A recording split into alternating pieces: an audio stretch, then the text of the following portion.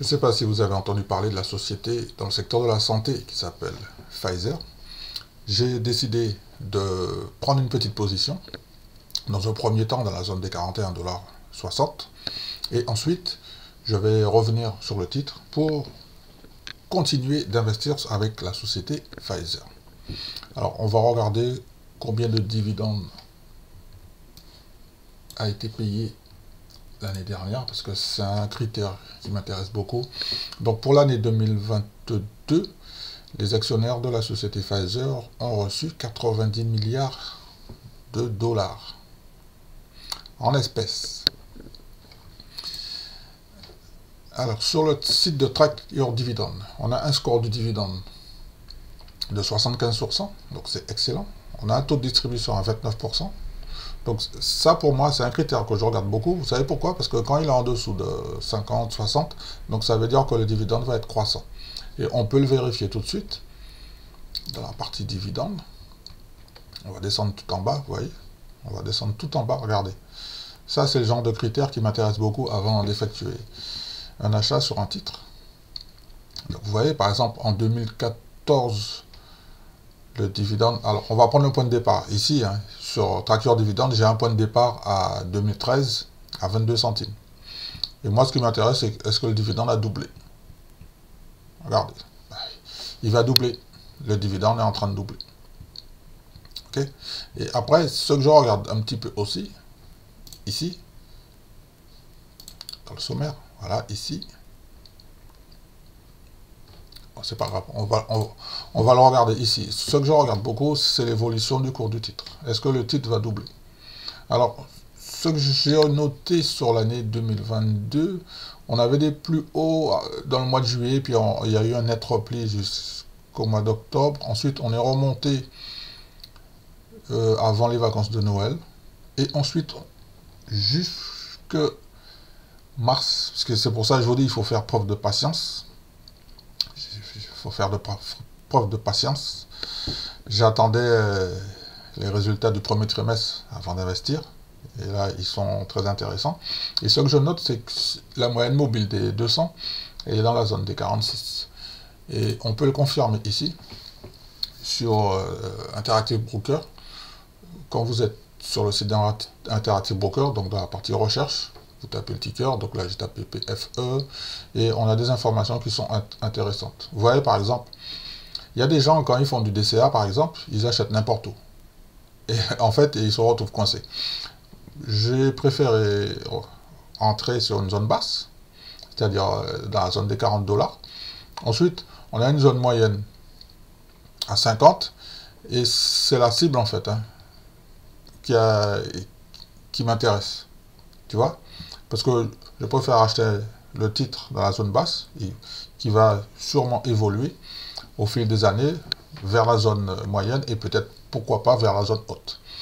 Déjà, pour arriver sur le niveau de la zone des 50 $, donc on va revenir ici, déjà pour arriver sur la zone des 50 $, on a une décote de 50%.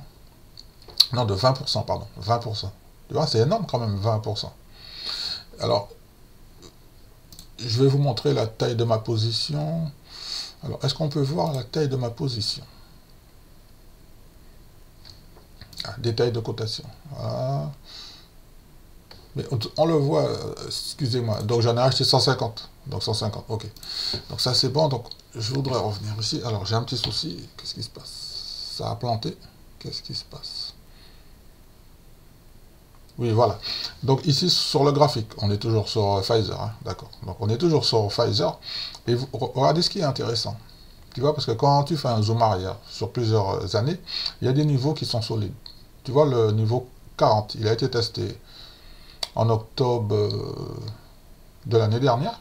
Et on est revenu le tester en mars 2023. D'accord? Ça, c'est des niveaux que je regarde. Et puis, de toute façon, si on vient tester le niveau de 2021, c'est-à-dire 10 $ plus bas, ben, c'est pas grave. Donc, je vais renforcer ma position. Là-dessus, il n'y a pas de souci. Donc, on va regarder un petit peu. Est-ce que c'est une société qui fait des profits? Ce que je remarque, on a des marges opérationnelles de 37%. et on a des marges nettes de 31%. Ok? Donc, regardez, alors ROE, tout ça, ça c'est les rendements des capitaux. Hein. Donc, c'est une société qui a des capitaux, et ce que je remarque, ils sont toujours supérieurs. Dans la partie bleue, ils sont toujours supérieurs. Sur pratiquement les 10 dernières années, ils sont pratiquement supérieurs à 14%, avec des pointes à 27% en 2006, une pointe à 29% en 2013, 30% en 2017, mais bon, on regarde l'année dernière, 33%. Okay. Alors après, il y a une partie qui m'intéresse beaucoup, avant de me mettre en affaire avec une société, c'est est-ce que c'est une société qui a du cash flow? D'accord? Qu'est-ce que ça veut dire pour moi? C'est-à-dire, si c'est une société qui a du cash flow, ça veut dire qu'elle va être capable de générer des revenus, et elle a des flux de trésorerie qui vont pouvoir distribuer aux actionnaires sous forme de dividendes. Okay, et peut-être, pourquoi pas, en effectuant des rachats d'actions. Donc, ce que je note en 2003, c'était plutôt correct. Et on a une moyenne qui est plutôt satisfaisante pour moi. Donc, on a 2 points 2021, 2022. Bon, ça, c'était dans les années Covid. Hein, tu vois, donc, mais à mon avis, ça va se stabiliser, se normaliser 2023, 2024. Dans la partie dividende, alors, on peut regarder qui sont les concurrents. On peut regarder qui sont les concurrents. Donc, on a du BMY, du GSK, Johnson & Johnson. D'accord, Johnson & Johnson. Alors, est-ce qu'on voit les PER ici? Voilà, PER. Tac, voilà. Alors, ce que je regarde beaucoup, moi, c'est le PER. Le prix de revient, tu vois. Johnson & Johnson, j'avais pris une position dans la zone des 20. Et j'ai vendu hier aussi, hein. Donc j'ai vendu hier dans la zone des 28. Donc j'ai eu une accélération à la hausse. Je vais essayer de refaire la même chose avec Pfizer. Donc je rentre sur ma position avec un PER de 7. Et dans le futur, j'espère que je vais pouvoir faire la même chose, le même scénario. En fait, c'est ma thèse d'investissement que la société Johnson. PER en augmentation. Parce que pour moi, le prix est très très correct. Et il semblerait que l'action soit sous-évaluée. On peut le vérifier tout de suite. Hein. Donc on a un voyant vert, tu vois. Et ici, on a une décote de 50%. Donc là, ça, 50%, donc ils disent 80. Donc 80, il faut faire attention, analyse rating, ok. Oui, voilà, donc 80, c'est la fourchette haute, hein, tu vois. Ok. Donc on va regarder ici. Au niveau des voyants, avant d'effectuer un achat sur un titre, voilà, donc, oui, je disais, donc avant d'effectuer un achat sur un titre, c'est très important pour moi que les voyants soient verts. Donc, je vais mettre ça ici, d'accord. Donc, comme je vous disais, avant d'effectuer un achat sur un titre, c'est très important pour moi d'avoir de l'assurance, d'avoir des voyants qui sont verts au niveau du dividende qui est notable. Ici, on a un dividende, selon moi, qui n'est pas très élevé, donc je préfère prendre une petite position pour le moment de 6 000 $, parce que le dividende, il est notable. Le dividende, il est croissant, on vient de le voir sur les 10 dernières années. On a une bonne couverture des revenus et une très bonne couverture au niveau des flux des trésoreries. Ça, c'est très très important pour moi. C'est la base avant de mettre 1 euro sur une société. Dans ma stratégie, j'ai épargné un petit peu d'argent. J'ai dû faire preuve de beaucoup de patience. Hein, parce que c'est un titre que je surveille depuis un petit moment. Et comme vous savez, quand vous faites des investissements, le plus difficile, en fait, il faut avoir un petit peu d'humilité et il faut faire preuve de beaucoup de patience, beaucoup de frustration. Et en attendant, c'est la raison pour laquelle j'avais pris une petite position sur Johnson & Johnson.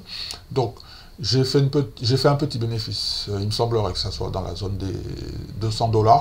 Il me semble, hein, je vais vous montrer mon relevé d'activité dans la prochaine vidéo. Par conséquent, je vous invite déjà à vous abonner pour voir combien j'ai gagné d'argent sur le bénéfice de Johnson & Johnson. Et j'ai fait coup double hein, sur Johnson & Johnson. J'ai gagné sur les deux tableaux. J'ai gagné sur la plus-value et j'ai gagné sur le dividende. Alors, il y a certaines personnes qui vont me dire pourquoi j'ai coupé la position. Je vous explique que j'essaye de prendre des positions sur des sociétés qui ont des PER inférieurs à 20. Quand j'ai investi sur Johnson & Johnson, le PER était inférieur à 20. Donc là, je viens de vous montrer que maintenant, il est dans la zone des 28. Donc, est-ce que ça va monter plus haut? Oui, peut-être. Mais moi, je préfère prendre mon petit bénéfice. Et pendant ce temps, je reste toujours dans le secteur de la santé. Le timing est parfait pour moi pour pouvoir commencer à prendre une petite position avec la société Pfizer. Donc, on va continuer de l'autre côté. Alors, comme je vous disais, donc tous les voyants sont verts pour moi, dans la partie dividende. Alors ici, dans la partie dividende, on a un score de dividende de 75%. Le dividende, il me semble que cette société paye le dividende depuis plus de 20 ans. Plus de 20 ans. Taux de distribution confortable de 29%. Dividende annuel 1,64 $. 3,92 $. Non, taux de distribution 29%. Dividende annuel 1,64 $. Rendement du dividende 3,92%. Dis donc, c'est un petit peu une belle histoire. Donc, je vais revenir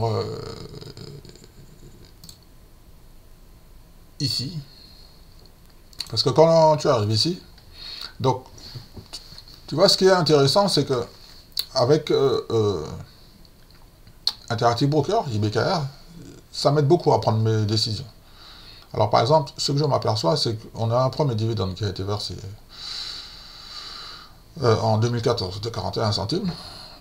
Donc, ça correspond à ce qui est écrit ici.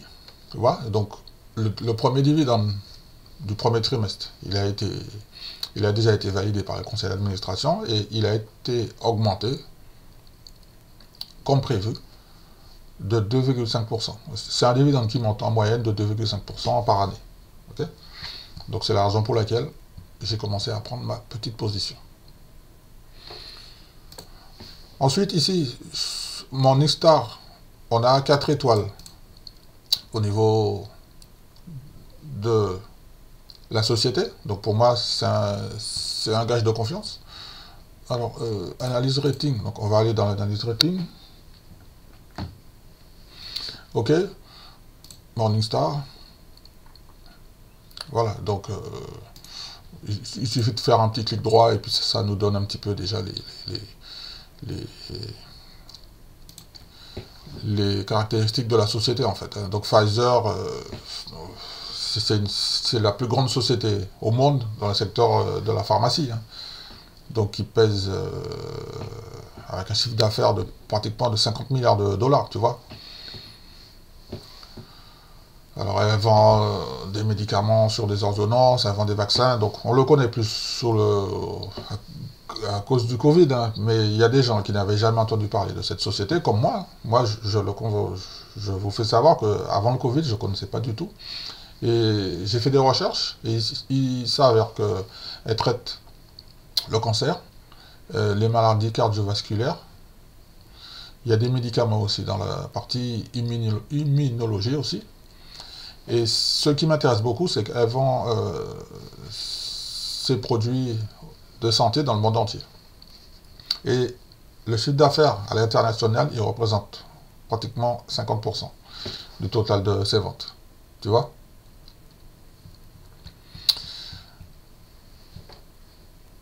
Donc, on va revenir ici.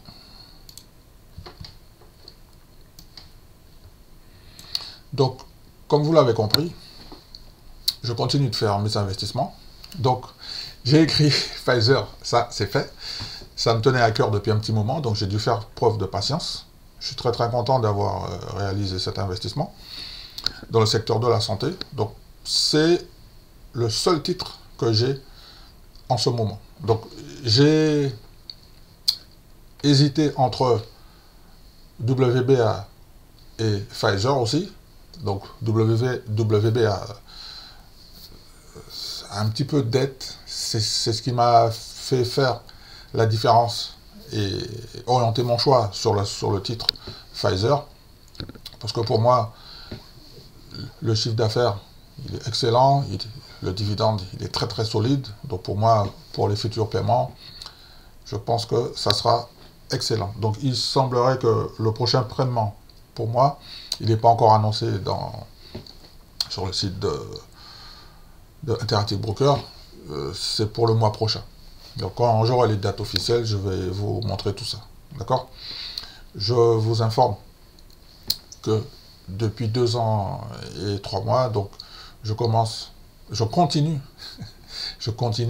de faire toujours les mêmes répétitions. Alors, ce qui a changé, une petite astuce, petit tips, peut-être que ça peut vous intéresser. Si vous faites des petites transactions, vous aurez des petits dividendes. Si vous voulez des plus gros dividendes, comme moi, il suffit de monter les coûts d'acquisition. D'accord? Donc, pour avoir 140 titres, à 41 €, j'ai eu un coût d'acquisition dans les 6 000 $ environ. Alors, sur cette position, je pense faire encore 2 achats de 2 000 $ pour arriver dans la zone qui m'intéresse. Ça sera le premier niveau des 10 000 $ sur le titre Pfizer. D'accord? Alors j'espère que cette petite vidéo vous a fait plaisir. Merci de me mettre un petit like pour m'encourager. Franchement, parce que ça me donne de la force et de la motivation. Ok? Je vous donne rendez-vous pour une prochaine vidéo sur un prochain achat. Alors, je suis en train d'épurer mon portefeuille. Alors, de 20 titres, là, il semblerait que je suis à 17. J'ai un petit peu de liquidité là sur le portefeuille. Et je n'ai pas encore, pour le moment, une autre idée d'investissement. D'accord? Alors, je vous souhaite une bonne journée. Ok? Prenez soin de vous et je vous dis à très bientôt.